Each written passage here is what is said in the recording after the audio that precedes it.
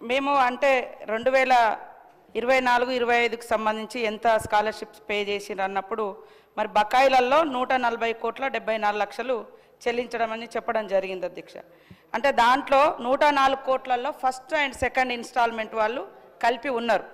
అదేవిధంగా ఇప్పుడు మాకు వచ్చినటువంటి దరఖాస్తులు 3488 దరఖాస్తులు వచ్చినాయి. వాటిలో మా టార్గెట్ అంటే మనం ఇవ్వాల్సినటువంటి వాళ్ళు సెలెక్ట్ చేయాల్సింది 1310 మంది విద్యార్థులను సెలెక్ట్ చేయాల్సినటువంటి అవసరం ఉంది సార్. అది తొందరలోనే చేయడం జరుగుతుంది. ఎందుకంటే వివిధ డిపార్ట్మెంట్స్ నుంచి కూడా తీసుకొస్తున్నాం. కొంతమంది డాక్యుమెంట్స్ కానీ ఇతరత్ర మరి సర్టిఫికెట్స్ కానీ అవన్నీ కూడా వెరిఫై చేస్తున్నందున కొద్దిగా డిలే అయింది. కానీ తప్పకుండా ఈ స్కీము మరింత స్ట్రాంగ్గా చేయడం జరుగుతుంది. అదేవిధంగా స్కాలర్షిప్ చెల్లించలేక ఇతరత్ర ఆత్మహత్యలు అన్నారు. మీ ప్రభుత్వంలో లావణ్య అనేటువంటి దళిత ఇంజనీరింగ్ స్టూడెంట్ మహబూబ్ నగర్లో ఆత్మహత్య చేసుకున్నది. తల్లిదండ్రులకు వీడియో కూడా పెట్టింది, నేను ఉన్నత చదువులు చదువుకోవడానికి నాకు డబ్బులు లేక అని. మీరు ఇవాళ గొప్పగా మాట్లాడితే ఎట్లా? 10 ఏళ్లలో మీరు చేసినటువంటి బకాయిలు, మీరు పెట్టినటువంటి రకరకాల సమస్యలు అవి కొనసాగుతున్నాయి. వాటిని కంప్లైంట్ అట్లాంటి సమస్యలు రాకుండా చేయడం కోసం మేము ప్రయత్నం చేస్తున్నాం. అదేవిధంగా మరి ఇందాక అన్నట్టుగా 244 కోట్లు వాళ్ళే పెండింగ్ ఇచ్చిపోయారు. వివేకానంద గారు కానీ, రాజశేఖర్ రెడ్డి గారు, అనిల్ జాదవ్ గారు, మరి బలాల గారు చెప్పినట్టుగా వాళ్లకు ఏ కమ్యూనిటీ నుంచి ఎంతెంత ఇప్పటి వరకు గత ప్రభుత్వంలో కానీ ఇప్పుడు కానీ చెల్లించినాయో విత్ పేపర్ రూపంలో వాళ్ళ ముందు పెట్టడం జరుగుతాయి సార్. ఈరోజు వాళ్ళు ఒక సబ్జెక్టుకి వచ్చి ఒక సబ్జెక్టు మేము ఆల్రెడీ 140 కోట్ల 74 లక్షలు చెల్లించడం జరిగింది. మాకున్నటువంటి దాని ప్రకారము ఇంకా 104 కోట్లు పెండింగ్లో ఉన్నాయి. అవి తొందరలో మార్చి వరకు కూడా మాకు అవకాశం ఉంది. దాంట్లో ఫస్ట్ సెకండ్ ఇన్స్టాల్మెంట్స్ క్లియర్ చేయడం జరుగుతుంది. దాంట్లో ఇంకా మేమేమి ఎక్కడ పెండింగ్ పెట్టలే. కొన్ని పెండింగ్ ఉన్నాయి.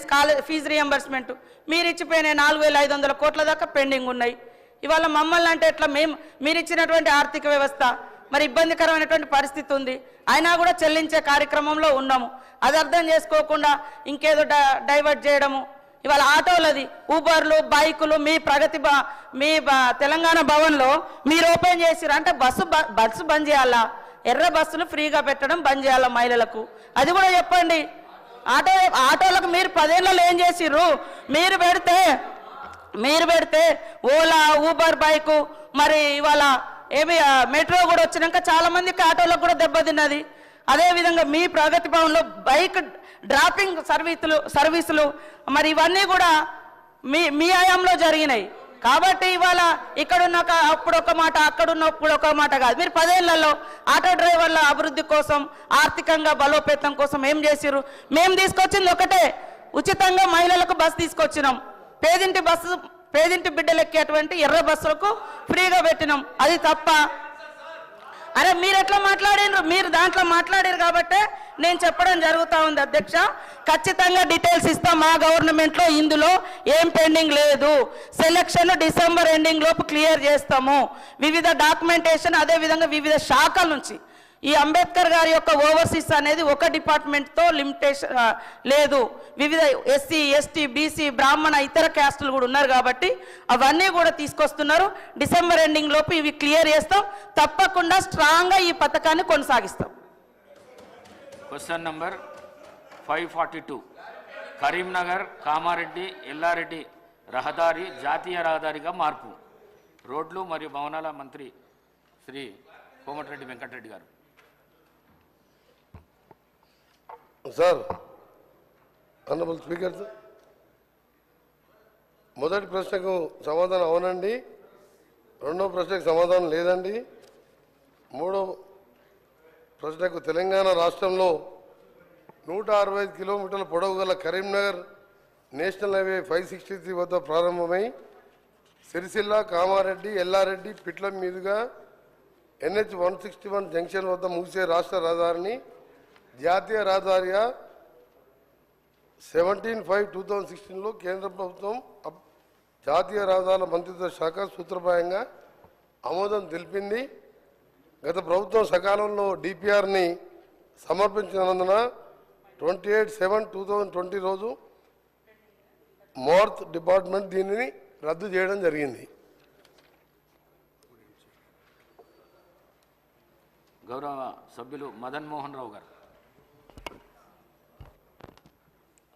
ఆనరబుల్ స్పీకర్ గారు, ఈరోజు జాతీయ రహదారిగా కరీంనగర్ కామారెడ్డి ఎల్లారెడ్డి నియోజకవర్గానికి సార్ ఇది వరప్రదంగా మారబోతున్న కామారెడ్డి కరీంనగర్ ఎల్లారెడ్డి జాతీయ రహదారి గురించి ఈరోజు ఈ క్వశ్చన్ అడగడం జరిగింది అధ్యక్ష. జాతీయ రహదారిగా ప్రతిపాదిస్తున్న కరీంనగర్ కామారెడ్డి ఎల్లారెడ్డి కరీంనగర్ నుంచి మొదలై సిరిసిల్ల కామారెడ్డి పట్టణాల మీదుగా ఎల్లారెడ్డి పట్టణానికి ముగుస్తుంది అధ్యక్ష, పీట్ల వరకు వెళ్తుంది. ఈ రహదారి చాలా ఇంపార్టెంట్. NH 563 జంక్షన్ నుంచి అధ్యక్ష 44 NH మేనేజర్ 44 క్రాస్ చేసుకుంటూ మరి ఎల్లారెడ్డి పట్టణానికి ప్రవేశిస్తుంది. దీనిలో మరి వెళ్ళి 161 నేషనల్ హైవే 161తో కలుస్తుంది.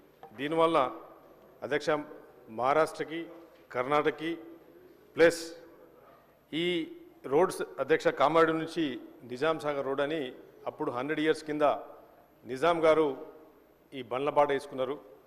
ఆ రోడే ఈరోజు కూడా దాని మీద బీటీ వేసి అన్ని క్రాస్లుండి అధ్యక్ష ఒక ఎలాంటి జియోమెట్రికల్ డిజైన్ లేకుండా ఆ రోజు ఈ రోడ్ ఏర్పడింది. ఎందుకంటే అదే ప్రాంతంలో నేను పుట్టి పెరిగినాను.